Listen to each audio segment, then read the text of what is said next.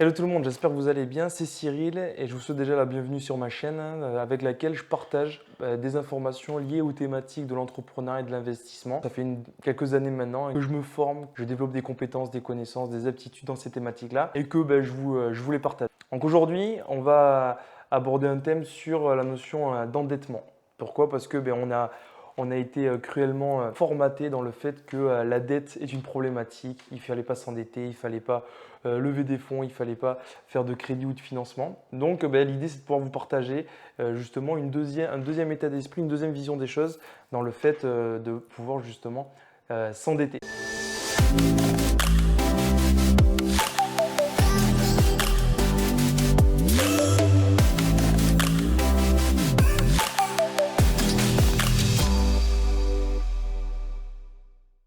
Donc la notion de dette, il y a plusieurs notions évidemment de dette. Il y a la dette par le biais de consommation. Voilà, donc quand on parle de dette au niveau de la consommation, évidemment là je peux aller que dans le sens n'y allez pas finalement parce que quand on parle de s'endetter pour du consommable ou autre, ça va être assez risqué péril finalement hein, parce qu'on va acheter quelque chose qui ne va pas être productif. Là l'idée c'est vraiment de parler de lever des fonds, de pouvoir s'endetter pour justement profiter d'un minimum d'intérêt et de pouvoir justement avoir des investissements plus conséquents qui vont nous permettre d'avoir des revenus de par l'argent qui ne nous appartient pas. Si je prends l'exemple de l'immobilier, faire des levées bancaires liées à l'immobilier, c'est le fait de lever des fonds que nous n'avons pas personnellement, évidemment, et de pouvoir justement avoir ce qu'on appelle du cash flow. Donc c'est une rentabilité de par l'investissement qui est fait, qui va être supérieur au financement et au prêt qu'on rembourse. Je fais un financement de 200 000 euros sur 25 ans qui va me coûter 800 euros par mois dans mes remboursements. Grâce à ces 200 000 euros, ça va me permettre d'acheter pourquoi pas un appart ou deux, suivant les travaux qu'il y a à faire ou autre, de pouvoir le louer, optimiser la location, et ce qui va me permettre de pouvoir avoir des loyers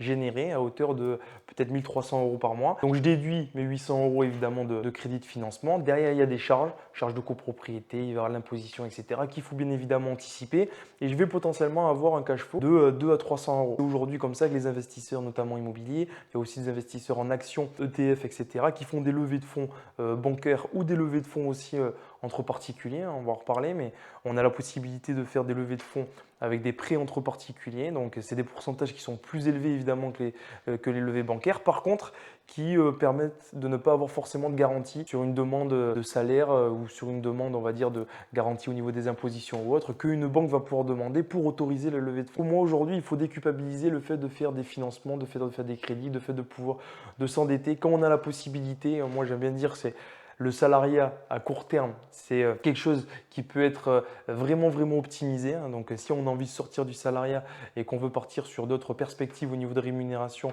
et d'évolution, je pense qu'à court terme, il faut le garder pour pouvoir aller chercher des garanties. Donc, parce que aujourd'hui, les banques ne voient que par les salariés, les CDI, etc. Donc, faire des levées de fonds en tant que salarié pour permettre derrière d'avoir suffisamment, là, dans le cas que j'ai donné, de cash flow pour pouvoir se libérer d'un contrat de salarié, etc. Et de se servir, là, à ce moment-là, de nos revenus d'investissement pour remplacer nos revenus salariés.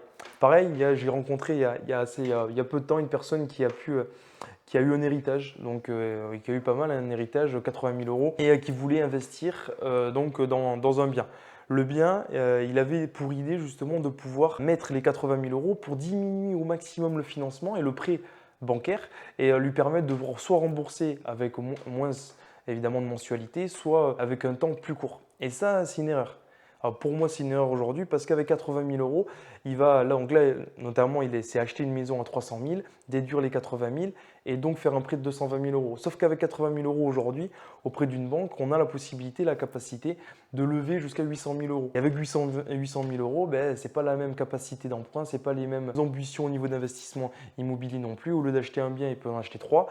Du coup, les revenus ne sont pas les mêmes. Et au contraire, moi, je favorise pouvoir emprunter sur une plus longue période pour diminuer justement les mensualités et de pouvoir avoir un meilleur cash flow parce que le but de l'investissement en immobilier ou d'acheter de l'immobilier, c'est pas que ce soit rentable dans 25 ans, c'est qu'il y ait une rentabilité de suite et que ça nous permet de pouvoir finalement avoir des revenus dans l'immédiat et puis que dans 25 ans, effectivement, il y a un amortissement qui se fait du capital chaque année et où ça nous permettra de passer un cap et de pouvoir avoir tout le bien directement en pleine propriété. Voilà un peu de ce que je voulais vous partager. Donc, ne confondez pas l'endettement consommable, on va dire, et l'endettement réfléchi, stratégique en investissement parce qu'il faut vraiment pouvoir se servir de ce lever de fonds. D'ailleurs, Robert Kiyosaki, dans un livre, en parle énormément.